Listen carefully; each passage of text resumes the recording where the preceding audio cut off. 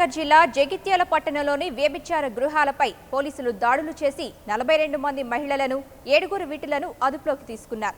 గత కొద్ది రోజులుగా గుట్టుచప్పుడు కాకుండా వివిధ ప్రాంతాల నుంచి అమ్మాయిలను తీసుకువచ్చి వ్యభిచారం నిర్వహిస్తున్నారని విశ్వసనీయ సమాచారం అందటంతో దాడులు చేసినట్టు పోలీసులు తెలిపారు.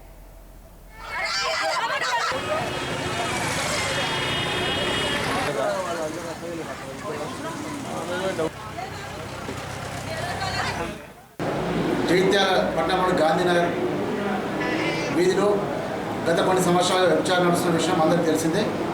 అక్కడ ఈరోజు ప్రత్యేకంగా మా ఎస్ఐలతోని మరియు సిబ్బందితోని రేవ్ నిర్వహించడం జరిగింది. అందులో అన్ని ఇళ్ళు చెక్ చేసి దాదాపు 42 మంది మహిళలు 7 మంది మొగులను పట్టుకోవడం జరిగింది.